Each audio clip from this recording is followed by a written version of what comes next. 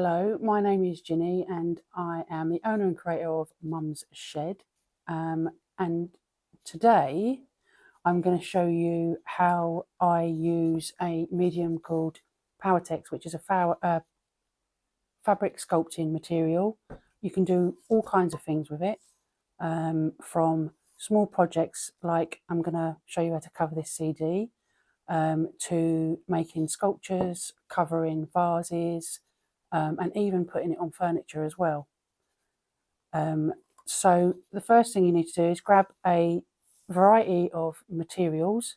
Cotton fabrics work best, and I've chosen to use some bits and pieces for texture on the piece. And you need a couple of brushes, a receptacle to put the medium in, and I would advise using gloves, but today I'm not going to use gloves. This medium is environmentally friendly, so it's safe when you rinse off your brushes and everything, but it does what it says on the tin. It is a fabric hardener, so it will harden material. Now, I've given this bottle a really good shape because stuff settles at the bottom and you need to give it a really good shape to mix it all up. So I'm just going to pour it into my container.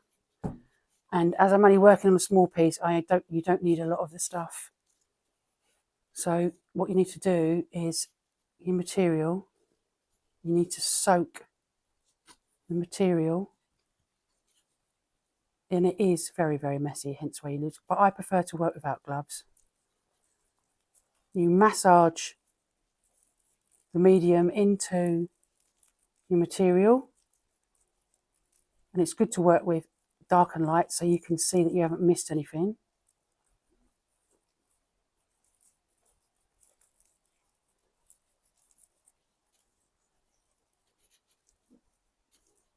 So you make sure you rub it all in.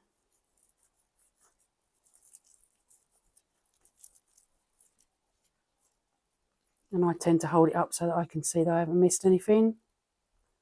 But you don't want too much on it, otherwise it will take an age to dry. And then I just make sure that it is all the way in. And then I will place it on what I'm putting it on. Get a brush. This is also a glue.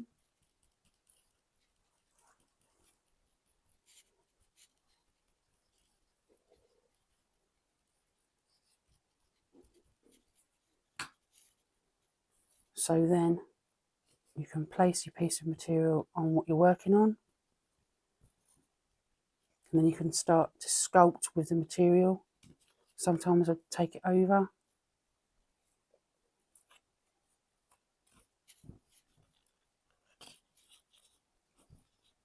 And I personally like to get all my pieces on and then I'll play with it afterwards. So I'll add fabric sculpture to my piece and then continue to soak my material. So as you can see, I've covered my piece with some cotton and some t-shirt material.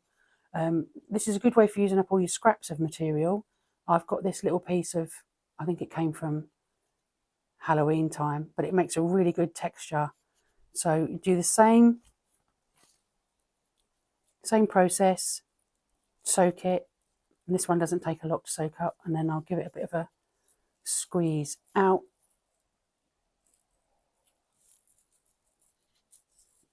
And then place,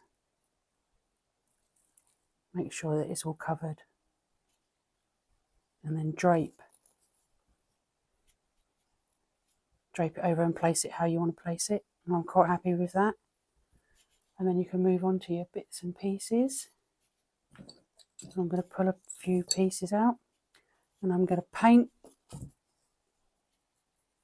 fabric material over pieces. Remember, it's also a glue. It's a paint, a glue and a hardener all in one.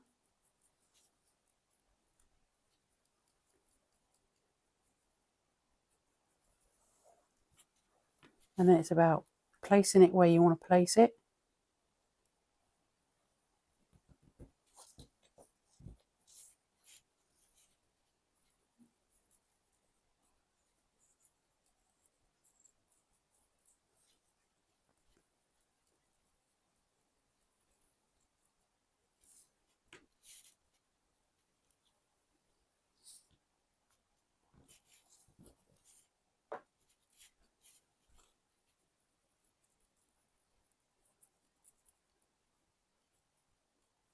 So I'm just going to continue to cover my pieces, place my pieces, and then I'm going to go and dry it.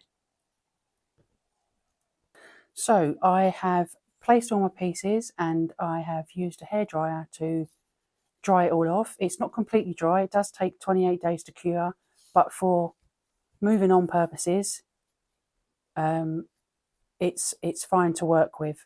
Everything's stuck down and in place, and now I'm going to move on to brighten it up with some colours, and I tend to use mica powders and a clear varnish. So you don't need a lot, you need a little bit.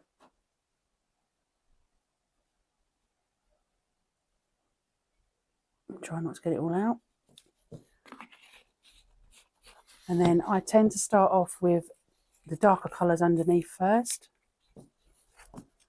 So you put a little bit on your brush, dunk it in your mica powder, and then we're going for a dry brush, so you don't need to make it. Just use a scrappy piece of material just to make sure it's dried off.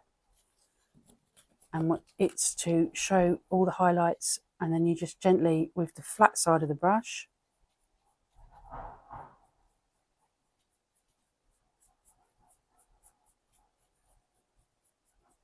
just go over the piece.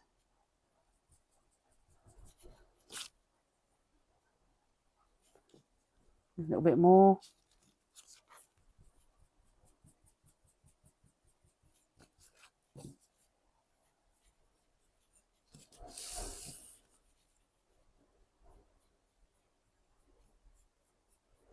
And it just catches the highlights of your textured pieces.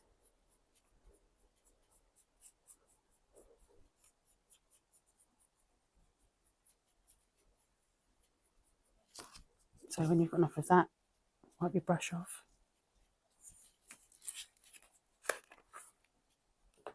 And do the same again, small amount on your brush.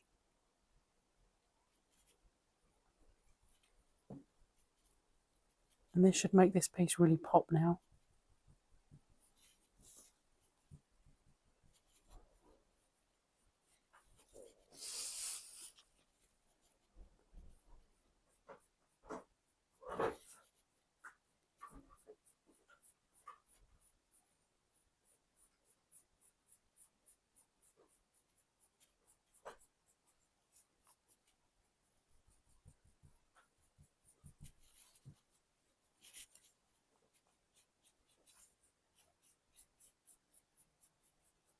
So I'm going to go on and carry on with my mica powders using the same technique. And then we'll show you the finished piece when it's done. So I've just finished dry brushing my mica colours on there. And this piece here is just a small, quick tutorial on what you can do with this stuff. You can do so much more with it. And in forthcoming videos, I'd like to do maybe some more pieces on this and different pieces of mixed media artwork. So if you'd like to follow me on my journey to do different pieces, if you'd like to like, subscribe and follow me, yeah, that would be really, really nice. So with that, I am Ginny from Mum's Shed, and thank you for following.